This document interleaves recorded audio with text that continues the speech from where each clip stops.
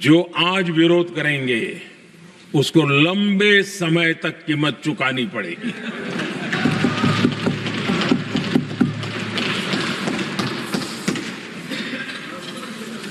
आदरणीय अध्यक्ष जी,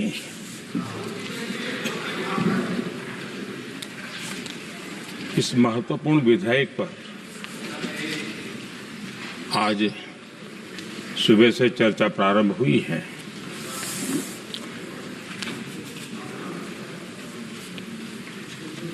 काफी साथी यहां से भी जिन मुद्दों को स्पर्श किया गया है उसको तथ्य से और तर्क से सदन को जरूर जानकारी देंगे, और इसलिए मैं उन विषयों में जाना नहीं चाहता। आदरणीय अध्यक्ष जी, राष्ट्र के जीवन में कुछ महत्वपूर्ण पल आते हैं और उस समय की समाज की मनस्थिति और नेतृत्व की क्षमता उस पल को कैप्चर करके एक राष्ट्र की अमानत बना देती है, एक मजबूत धरोहर तैयार कर देती है। मैं समझता हूं कि भारत के संसदीय लोकतंत्र के इतिहास में ये वैसे ही पल है। आवश्यकता तो ये थी कि 25-30 साल पहले जब से विचार सामने आया, आवश्यकता महसूस हुई, हम इसको लागू कर देते और हम आज उसको काफी परिपक्वता तक पहुंचा देते हैं और आवश्यकता के अनुसार उसमें समय समय पर सुधार भी होते हैं, और यही तो लोकतंत्र की ब्यूटी होती है।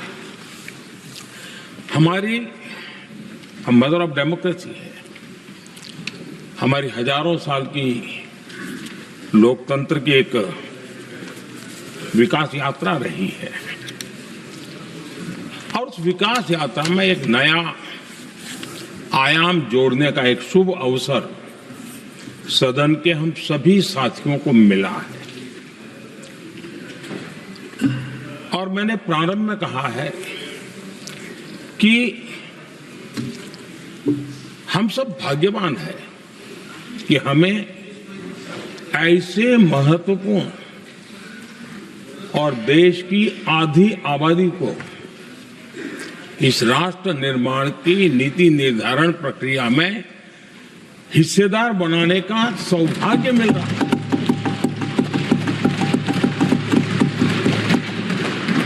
ये हम लोगों के लिए सौभाग्य है, और मैं चाहता हूं कि मेरे सभी माननीय सांसद, मैं इधर उधर की आज बात करना नहीं चाहता हूं, हम सभी सांसद इस महत्वपूर्ण अवसर को जाने न दें।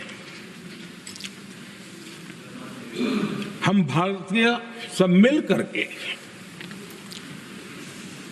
देश को नई दिशा देने जा रहे हैं।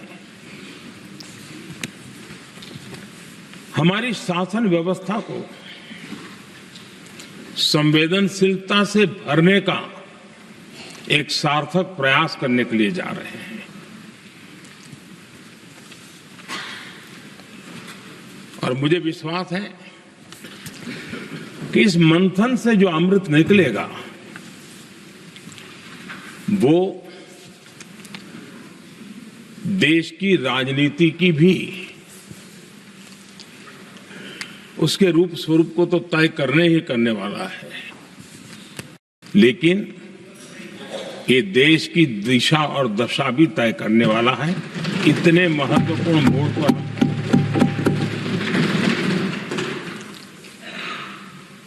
आदरणीय अध्यक्ष जी, 21वीं सदी में भारत एक नए आत्मविश्वास के साथ आगे बढ़ रहा है।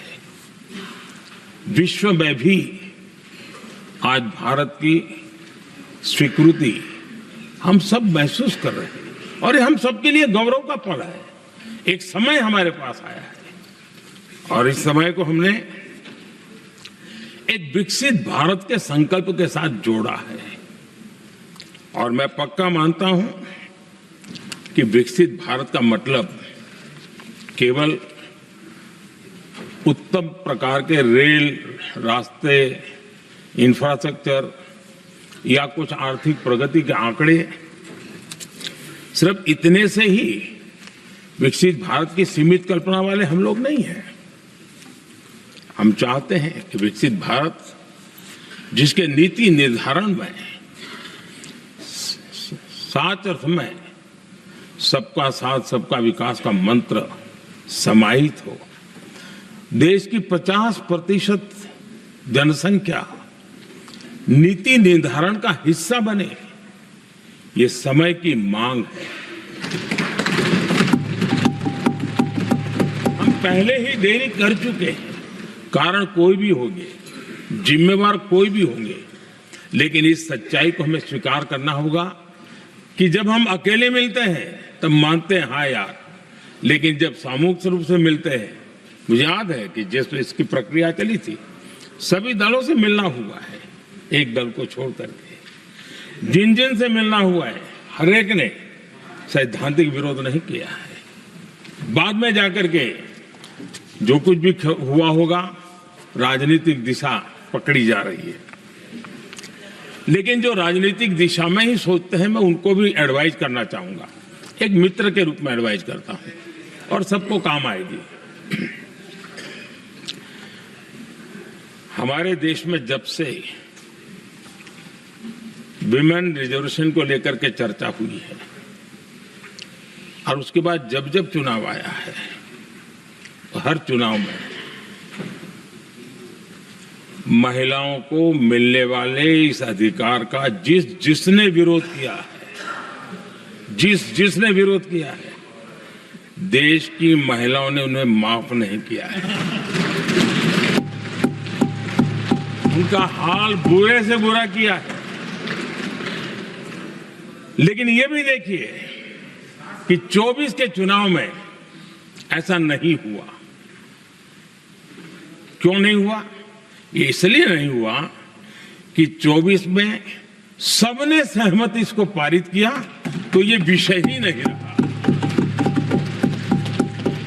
किसी के पक्ष में पॉलिटिकल फायदा नहीं हुआ, किसी का नुकसान भी नहीं हुआ। सहज रूप से जो मुद्दे थे उन मुद्दों के आधार पर चुनाव लड़ा, क्योंकि 24 में सब साथ में थे।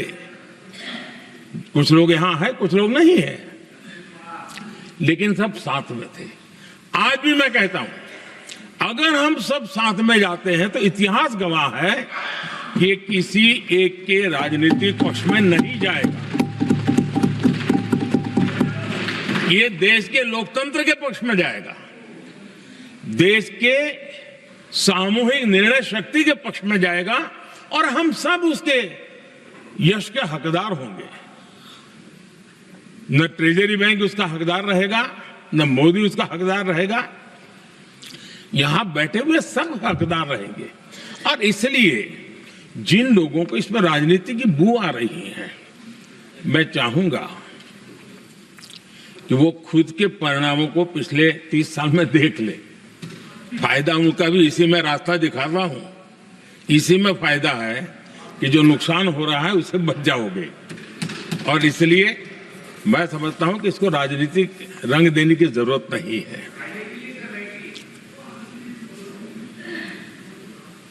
आदरणीय अध्यक्ष जी, मुझे याद है तब तो मैं शासकीय व्यवस्था की राजनीति में नहीं था, मैं एक संगठन के कार्यकर्ता के नाते काम करता था। उस समय एक चर्चा सुनने को मिलती थी गलियारों में कि देखिए ये कैसे लोग हैं,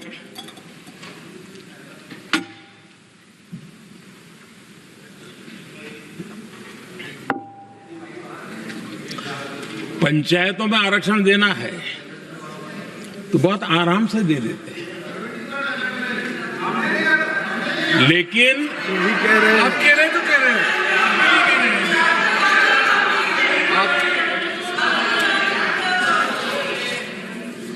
पंचायतों में आरक्षण देना है तो आराम से देते हैं, क्योंकि उसमें उनको खुद का पद जाने का डर नहीं लगता है। उसको लगता है हम सुरक्षित यार वहां दे दो।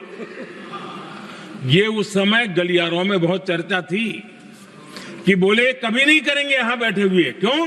क्योंकि उनका कुछ जाएगा, और इसलिए और बगे पंचायत का हो जाता है, 50% तक पहुंच गए। मैं राजनीतिक दृष्टि से और भी एक बात समझाना चाहता हूं साथियों। आज से 25 साल 30 साल पहले जिसने भी विरोध किया तो विरोध राजनीतिक सतह से नीचे नहीं गया था। आज ऐसा समझने की गलती मत करना।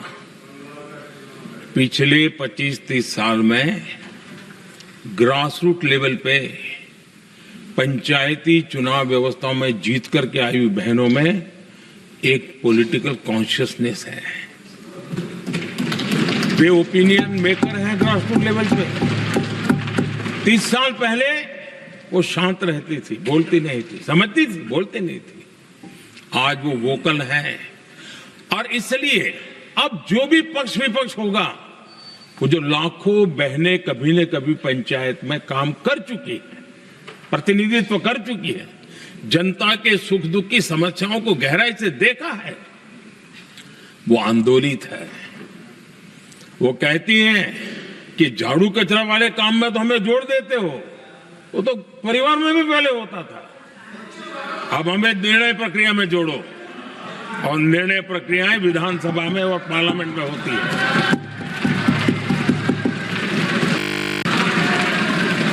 और इसलिए मैं राजनीतिक जीवन में जो लोग प्रगति चाहते, मैं किसी भी सांसद की बात करता हूं, किसी भी एमएलए की बात करता हूं, ये दल वो दल की बात मैं नहीं कर रहा हूं। जो भी राजनीतिक जीवन में